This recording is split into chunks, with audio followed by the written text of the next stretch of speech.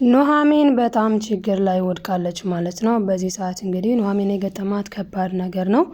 ይሄ የሚሆነው በኤርሚ ምክንያት ነው ማለት ነው። እንግዲህ ኤርሚ ኑሐሚን እንደሚታወቀው ምንም ነገር አታውቅም ነበረ። ከዛም ያው ከገጠርም እንደመጣች ጀምሮ ሲከታተላት ነበር። አባቷ ጋር ስትሄድ ስትመጣ ከስሩ ከመሰረቱ ኤርሚ ሲከታተላት ነበረ። ሌላ ጓደኛ እንደሌላት ሌላ ነገር እንደማታውቅም ግልጽ ነገር ነው ማለት ነው።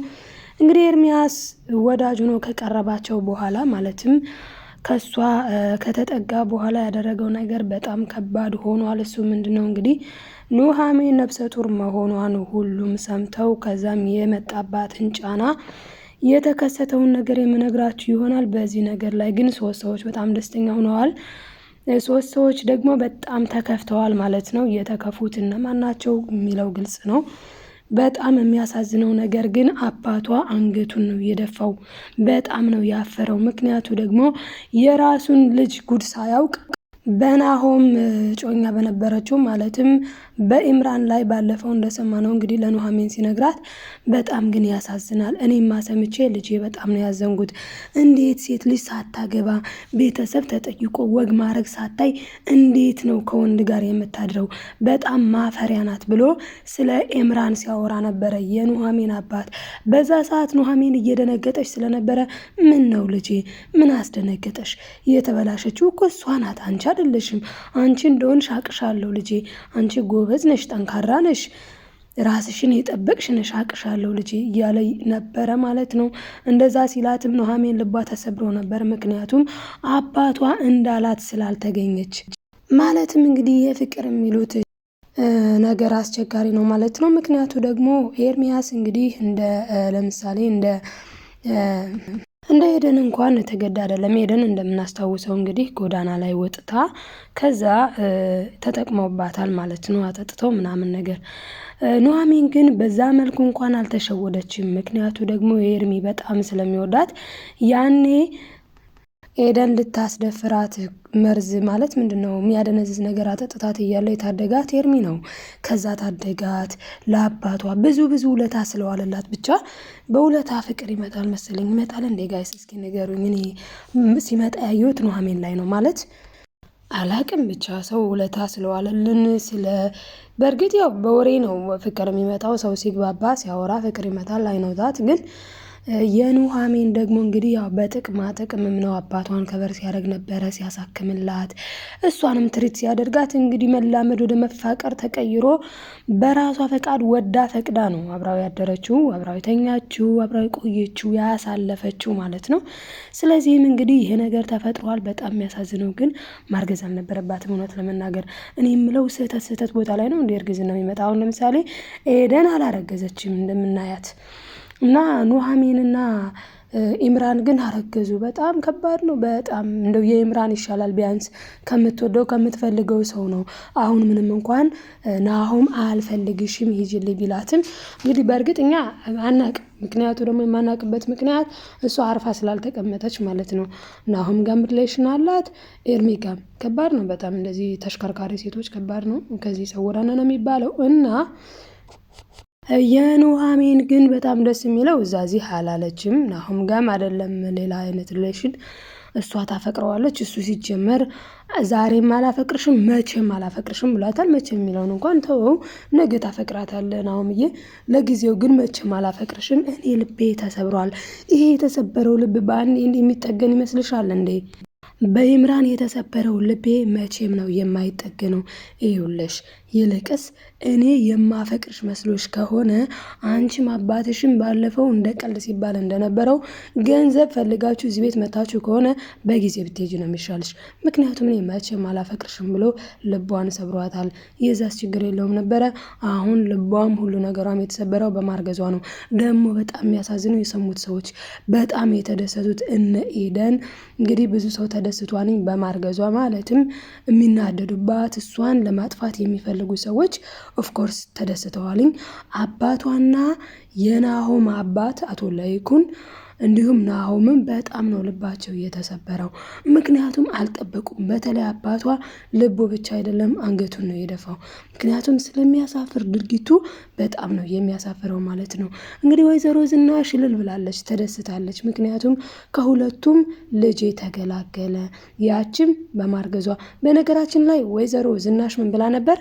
ኑሐሚን ጋር ከሚጋባ እንኳን ያችው ብትመለስ ይሻለኛል ኢምራን እች ድሃን ከሚያገባ። ለምን ኢምራን ቤት አለኝ ብላለች፣ መኪና አለኝ ብላለች። ኑሐሚን ደግሞ የላትም። ኧረ ተው ሰዎች፣ ግን እንደው በገንዘብ ፍቅር አይለካም በእውነት። ኑሐሚን ንጹህ ልብ ነው ያላት፣ ኢምራን ግን አይደለም። ኢምራን ግን የገንዘብ ሰው ናት፣ እውነቱን ስንነጋገር ማለት ነው።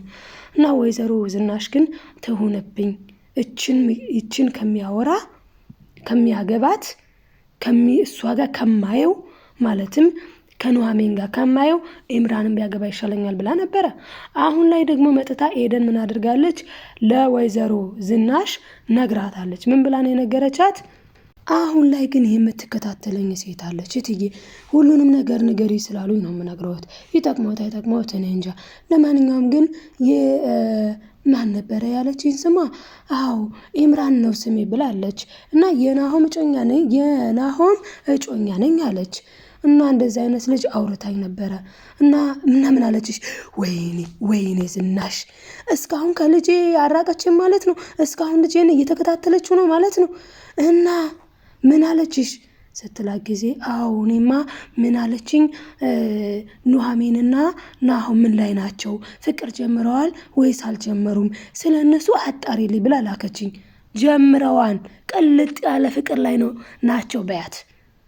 በጣም ደስ የሚል ፍቅር ውስጥ ናቸው በያት። እንዴ ሳይሆኑ ስትል የታዘዝሽውን በይ ተባለች ማለት ነው። እንግዲህ ኤደንም እሺ አለች። በጣም የሚገርመው ነገር ኤደን ሄደችና ኢምራን ጋር ደወለችላትኝ። ኢምራንም መጣች ተደስታ። ምክንያቱም ደህና ዜና የያዘችላት መስሏት፣ ጥሩ ዜና የምትሰማ መስሏት መጣች። ከዛ ከመጣች በኋላ ግን ምንድነው ያለቻት? ከምን ልጀምርልሽ? እንግዲህ ኑሐሚንና ናሆም ሳርና ጭድና እሳት ሆነዋን ብልሽ ነው ደስ የሚልሽ ወይስ ተፋቅረዋን ብልሽ ነው ደስ የሚልሽ ስትላት ጊዜ አንቺ አታናጅኝ፣ ትክክለኛውን ነገር ንገሪኝ ስትላት ጊዜ እንግዲህ ካልሽስ በጣም የሚያሳዝን ነገር ነው። ማለትም ለአንቺ ይዤልሽ የመጣሁት እንግዲህ እኔ ያው ኤደንን ነው እያወራች ያለሁት። እና ኤደን ምን አለች? ይኸውልሽ አሁን አንቺ ቶሎ ንገሪኝ ትላለች። በጣም ተናዳለች ኢምራን እዚህ ጋር። እና አይኸውልሽ እንግዲህ እኔ ገና እየመጣሁልሽ ነው፣ ልነግርሽ አይደለ? ቆይ ረጋቤ ትላታለች ማለት ነው። እሺ ምንድነው የተፈጠረው ስትላት ጊዜ ሁሉንም ነገር ነው የነገረቻት። ሁሉንም ነገር ስትነግራት ምንድን ነው ያለቻት? ይኸውልሽ እንግዲህ የሚገርምሽ ነገር እኔ እኮ ምን ተፈጥሮ ነው ብዬ የሚገርምሽ ሽንቴ ወጠረኝ፣ በሌሊት እኮ ነው። ከዛ ብድግ ብዬ ስሄድ ከናሆም ክላስ የሆነ ድምፅ ብሰማ ምን ትያለሽ? ምን አይነት ድምፅ? የምን ድምፅ? ግን ቅጠልጥልጥልጥል አለች ማለት ነው ኢምራን። ከዛ እሷም እንዴ ቆይ የመጣው እኮ ነው፣ መች ደረስኩ? ቆይ ጠብቄ ልድረስ ብላ የነገረቻት ነገር እውነት ለመናገር ለኢምራን ይሄ ነገር ቢሆንና ቢሳካ ለኑሐሚን አሪፍ ነበር። እኔ እንደግል ግን በጣም ነበር ደስ የሚለኝ። ምክንያቱም ከተባለ ኑሐሚንና ናሆም ንጹህ ልብ አላቸው። ደስ የሚል በቃ እውነት ደስ የሚል ልብ ስላላቸው ቢፋቀሩ ቢዋደዱ ሁላችንም ደስ ይለናል። እንደ የኑሐሚን እርግዝና የውሸት ይሁን የተበከለ ምግብ በልተሽ ኑሐሚን፣ አዎ በቃ የሆነ ምግቡ የተበከለውን ወይኔ ለካ ደግሞ በቼክ አርገሽ ደግሞ ሆኗልኝ ወይኔ ብላቸው። በቃ መሳሪያው ስህተት ነው ኑሐሚንዬ። አዎ መሳሪያው ስህተት ቢሆን ደስ ይላል እውነት ለመናገር። እና ዞሮ ግን ኤደን ነገረቻት። ምን አለቻት? እልሻለሁ ከዛ የሆነ ድምፅ ብሰማስ? ይሄ ድምፅ ምንድን ነው? የሴት ድምፅ ሰማሁ። ምንድን ነው የነገር ብዬ ቀረብ ብዬ ሳዳምጥ የሴት ድምፅ ሳይ ኑሐሚንና ናሆም ሰምና ወርቅ ሆነው ተኝተው አየኋቸው። እኔ የምለው አታፍርም እንዴች ኑሐሚን? ግን በጣም ማፈሪያ ናት። እሺ አሁን ቤተሰብ ቢያያትስ? እሺ አሁን ሰዎቹ ቢያዩዋትስ? አለቻት ማለት ነው። ኢምራን በገነች፣ ነደደች፣ ተቃጠለች፣ ተንጨረጨረች ኢምራን። እና እንግዲህ ናሆምና ኑሐሚን ስለ እውነት አልተኙም፣ ምንም ምንም ወፍ የለም። እሷ በጣም አፍቅረዋለች። ኦፍኮርስ ለአባቷም ተናግራለች። አባቷ ለአቶ ለይኩን ነግረውታል። ምንድነው ያሉት? አረ እነዚህ ልጆች እሷ አፈቀርኩት እያለች ነው እንግዲህ እሱን ባናውቅም ብሎ ነግሮታል ማለት ነው። እንግዲህ አቶ ለይኩንም እሰይ እንኳንም እሷ ወደደችው እንጂ እኔ ያውቃለሁ እንዴት አድርጌ እንደማጋባው ብለዋን አቶ ለይኩን እና የኑሐሚን አባት ደግሞ እንዴ ምን ሆነሃል ነው ለይኩን እንዴ ልጁን አስገድደህ ልታገባው ነው እንዴ? ሲወድ ሲፈቅድ ነው እንጂ ምን የድሮ ሰው ሆንክሳ እንዴ? በዚህ ዘመን በዚህ ጊዜ እንደዛ እኮ ማድረግ የለብንም።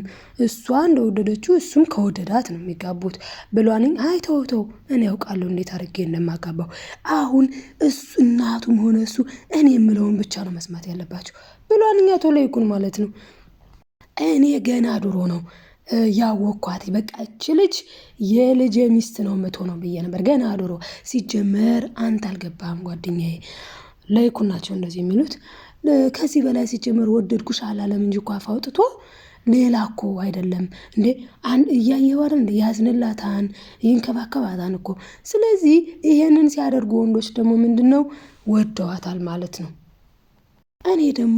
እኔ መጀመሪያ እንዳየዋት ለልጄ ተመኝቻት ነበረ።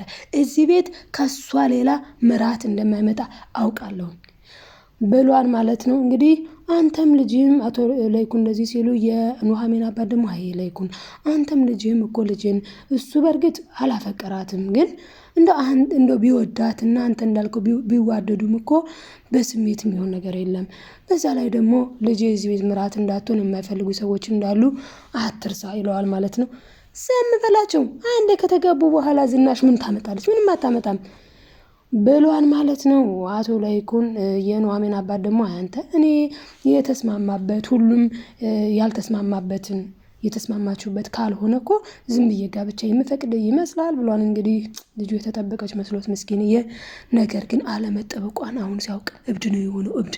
የኑሐሚን አባት ምን ነው ባልዳንኩ፣ ምን ነው ታምሜ በቀረሁ፣ ለዚህ ነው ወይ ያዳንከኝ ፈጣሪ ብሎ ጭራሽ ማማረር ውስጥ ገብቷል ማለት ነው።